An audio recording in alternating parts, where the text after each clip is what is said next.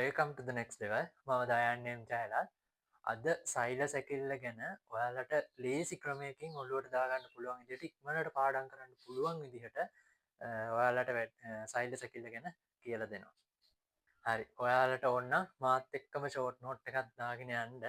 හේතුව මම මේක උගන්වන්නේ ඔයාලට මතක තියාගන්න පුළුවන් ලේසි වෙන විදිහකට. හරි. ඒ හින්දා දැන් බලන්නකො හොඳට අහගන්නකො. හරි. සෛලාකාර දෙකක් තියෙනවානේ. එකක් ප්‍රාග්ඥාෂ්ටික සෛල, අනිත් එක ශූන්‍යාෂ්ටික සෛල. පළවෙනියටම ওই ප්‍රාග්ඥාෂ්ටික සෛල වල මෙන්න මේ සෛල සැකිල්ලක් නැහැ. හරි? ප්‍රාග්ඥාෂ්ටික සෛල වලට සෛල සැකිල්ලක් නැහැ. ශූන්‍යාෂ්ටික සෛල වලට තමයි සෛල සැකිල්ලක් තියෙන්නේ. ඊට පස්සේ ශූන්‍යාෂ්ටික සෛල වල දැන් අපි දන්නවනේ ශාක සෛලයක් ගත්තත් සත්ත්ව සෛලයක් ගත්තත් දෙකම ශූන්‍යාෂ්ටික සෛලනේ. හරි? ශූන්‍යාෂ්ටික ප්‍රාග්ඥාෂ්ටික කියන්නේ මෙතනදී මම මොකක්ද කියලා පැහැදිලි කරන්න යන්නේ නැහැ. හරි? ශාක සෛල වලයි සත්ත්ව සෛල වලයි දෙකම දෙකේම තියෙන ශූන්‍යාෂ්ටික සෛලනේ. එතකොට අපිට සෛල සැකිල්ලක් ඕන වෙන්නේ මෙන්න මේ දෙකට. හරි? සෛල සැකිල්ලක් අපිට ඕන වෙන්නේ එකක් හැඩය පවත්වා ගන්න. හරි? එකක් සෛලයක හැඩය පවත්වා ගන්න. අනිත් එක තමයි සෛලයකට සන්ධාරණය තියාගන්න. හරි? සන්ධාරණය තියාගන්න. මෙන්න මේ දෙකට තමයි ප්‍රධානම විදිහට මෙන්න මේ සෛල සැකිල්ලක් අපිට ඕන වෙන්නේ. හරි? හැඩයයි සන්ධාරණයයි තියාගන්න. හැබැයි මේ බලන්නකො. පොඩි දෙයක් තියෙනවා. ශාක සෛල වලට සෛල සැකිල්ලක් නැහැ. හේතුව එයාගේ වටේ තියෙනවා සෛල බිත්තියක්. ওই සෛල බිත්තියින් හින්දා මේ දෙක කරගන්න එයාට ලේසි. හැබැයි සත්ත්ව සෛල වලට සෛල බිත්තියක් නැහැනේ.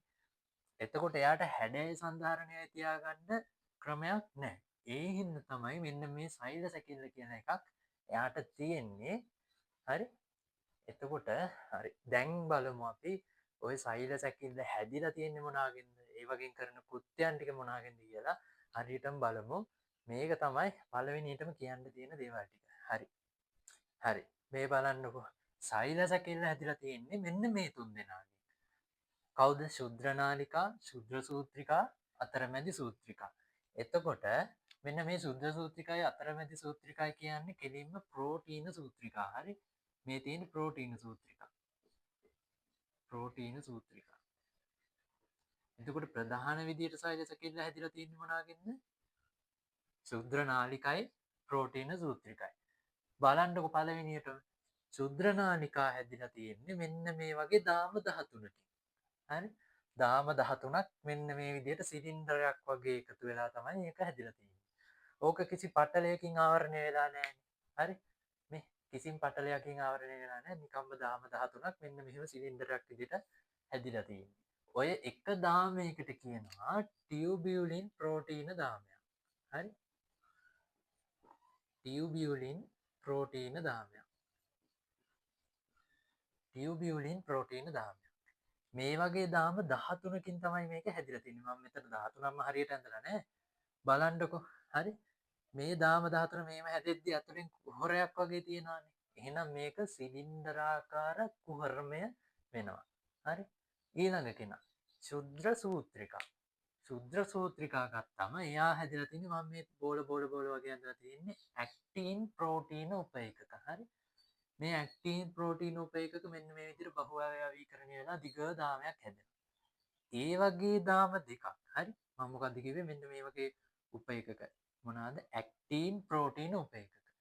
ඒ වගේ උපේකක රාශියක් බහුව්‍යවීකරණය වෙලා දාමයක් හැදෙනවා. ඒ වගේ දාම දෙකක් එකිනෙක මත ඉතිලා ගිහින් තමයි ශුද්‍ර සූත්‍රිකා හැදෙන්නේ. හරි? එතකොට මේක ශාකනය වෙලා නැහැ. ඒක විශේෂයෙන් දීලා තියෙනවා. පෙනුමට නිකන් ශාකනය වෙලා වගේනේ. හැබැයි ශාකනය වෙලා නැහැ. දාම දෙකක් එහෙම එකිනෙක මත ඉතිලා ගිහිල්ලා. මේ තියෙන්නේ කෙරටින් උපේකක. හරි? සෝරි කෙරටින් නෙවෙයි. ඇක්ටින් උපේකක. ඇක්ටින් ප්‍රෝටීන් උපේකක. ඇක්ටින් ප්‍රෝටීන් ඒවා බහු අවයවීකරණය වෙලා දිග දාමයක් හැදෙනවා. ඒ දාම දෙකක් එකිනෙක මත ඉතිලා ගිහින් තමයි ශුද්‍ර සූත්‍රිකා හැදිලා තියෙන්නේ. අනිත් කෙනා එයා බලන්නකෝ. එයා හැදෙන්නේ එක ප්‍රෝටීන වලින්. හරි. එක්කෝ එකම විදිහේ ප්‍රෝටීන වෙන්න පුළුවන්, වෙනස් වර්ගවල ප්‍රෝටීන වෙන්න පුළුවන්. ඔය හැදෙන ප්‍රෝටීන වර්ගය නැත්තම් එයා හැදෙන සෛල වර්ගයත් එක්ක මේ අතරමැදි සූත්‍රිකා වෙනස් වෙන්න පුළුවන්. ඊළඟට මේ අතරමැදි සූත්‍රිකා හැදිලා තියෙන්නේ මෙන්න මේ වගේ මේ ප්‍රෝටීනමය තන්තු වලින්. හරි. ප්‍රෝටීනමය තන්තු. මේ තියෙන ප්‍රෝටීනමය තන්තු. ප්‍රෝටීනමය තන්තු. බලන්නකො එතකොට මේ ප්‍රෝටීනමය තන්තු ගොඩාක් දඟර ගිහිලා අතිශය දඟර ගිහිලා. හරි. ගොඩාක් දඟර ගිහිලා ඝන රැහැනක් විදිහට නිකන් අර කම්බි ගොඩාක් එකට වයර් ගොඩාක් එකට ඔතලා නිකන් අර ඝන කම්බියක් හදලා තියෙනවා ඝන වයර් එකක්. හරි. ආන්න ඒ වගේ. හරි. ප්‍රෝටීනමය තන්තු ගොඩාක් තංගින් දඟර ගිහිලා තමයි මේ අතරමැදි සූත්‍රිකා හැදිලා තියෙන්නේ. උදාහරණ විදිහට ගොඩක් අතරමැදි සූත්‍රිකා තියෙනවා. උදාහරණ විදිහට කෙරටින්. හරි. විමෙන්ටීන් වගේ ඒවා හැදිලා තියෙන්නේ මේ විදිහට. කෙරටින් විමෙන්ටීන් කියන ඒවා හැදිලා තියෙන්නේ මේ විදිහට. හරි. ඒත් එක තමයි ඔයාලා මතක තියාගන්න ඕනේ. මෙන්න මෙයාට පුළුවන් කැඩිලා බිඳිලා ආය නැවත සකස් වෙන්න පුළුවන්. එයාට සෛලට ඕන විදිහට මෙන්න මේ ශුද්‍ර නාලිකා කැඩිලා බිඳිලා ආය සකස් වෙනවා. හරි. එයාට තියෙන විශේෂ හැකියාව තුනක් තියෙනවා. ඒ ටික මතක තියාගන්න ඕනේ. මේ තුන් දෙනාට තුනක් කියනවා මම. හරි. මෙයා කැඩිලා බිඳිලා නැවත සකස් වෙනවා. කැඩී බිඳී නැවත සකස් වෙනවා. මේ දෙන්නා හරි මෙන්න මේ දෙන්න ශුද්‍ර සූත්‍රිකයි අතරමැදි සූත්‍රිකයි ආතති තත්ත්ව දරා ගැනීමේ ඒකක විදිහට ක්‍රියා කරනවා. ආතති තත්ත්ව දරා ගැනීමේ ඒකක. ආතති තත්ත්ව දරා ගැනීමේ ඒකක. ආතති තත්ත්ව දරා ගැනීමේ ඒකක කියන්නේ මෙයාට හොඳට පුළුවන් ආතති තත්ත්ව දරා ගන්න. හොඳට ඇදෙන්න එහෙම පුළුවන්. හරි. එතකොට මෙයාට වඩා ඒ හැකියාව තව මෙයාට තවත් වැඩි. ඒ කියන්නේ මෙයා ස්ථායි හා ශක්තිමත් විදිහට ආතති තත්ත්ව දරා ගන්නවා. හරි. මෙයාට වඩා මෙයා ස්ථායි හා ශක්තිමත් විදිහට ආතති තත්ත්ව දරා ගන්නවා. එතකොට මෙන්න මේ වගේ ව්‍යුහ ගැන කියන්න තියෙන ඔච්චරයි. මේ විදිහටම මතක තියාගන්න. මේක ලේසි ක්‍රමයක්. මේ විදිහට මතක තියාගන්න. ඉතුරු ටිකෙන් බලමු අපි මේ තුන් දෙනාගේ කෘත්‍යයන් මොනවාද කියලා. හරි. මම මේකේ කෘත්‍යයන් ටික බෝඩ් එකේ ලියලා ඔයාලට පැහැදිලි කරන්නම්. නැත්නම් ඒකට වෙනම වෙලාවක් යනවා. හරි. මම ලියලා තියෙන්නේ. හරි. බලන්න. එතකොට මෙන්න මේ තුන් දෙනාටම පුළුවන් මේ ශුද්‍ර නාලිකා, ශුද්ධ සූත්‍රිකා, අනිත් එක අතරමැදි සූත්‍රිකා තුන් දෙනාටම පුළුවන් කෘත්‍යයක් තමයි සෛලයක හැඩය පවත්වා ගන්න එක. හරි. ඒ අතරේ මෙන්න මෙයාට පුළුවන් හැඩය වෙනස් කරන්න දායක වෙන්න. හරි. හැඩය වෙනස් කරන්න දායක වෙන්න පුළුවන්. අනිත් එක තමයි ශුද්‍ර නාලිකාවලට පුළුවන් ඉන්ද්‍රිකා චලනය ඉන්ද්‍රිකා එයාට අවශ්‍යතාවය පරිදි චලනය කරන්න පුළුවන්. සෛලයට අවශ්‍ය වෙන විදිහට ඉන්ද්‍රිකා චලනය කරන්න පුළුවන්. එහාට මෙහාට. හරි. මෙයාට පුළුවන් වක්සරණය. සෛල ප්ලාස්මය ගලන එකට තමයි ඔය වක්සරණය කියලා කියන්නේ. මෙයාට පුළුවන් වක්සරණයට දායක වෙන්න.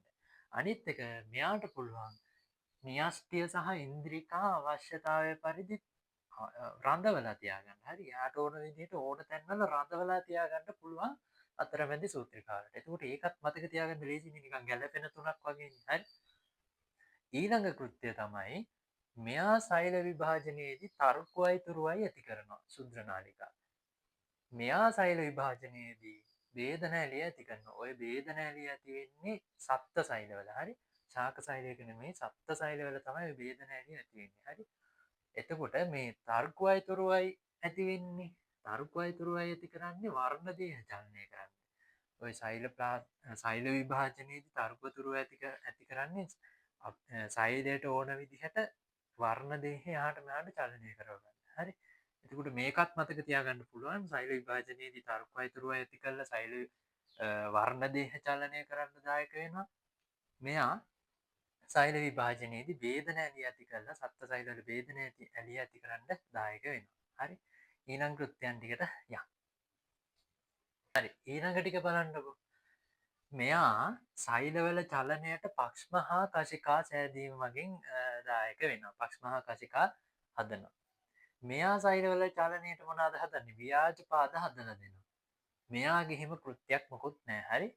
උඩේකේදිත් මෙයාට ඒ කෘත්‍යයක් ආවේ නැහැ. එතකොට රේසින් එකත් මතක තියාගන්න සෛලවල චලනයේට පක්ෂ මහා කචිකා හදනවා. මෙයා සෛලවල චලනයේට ව්‍යාජපාද හදනවා.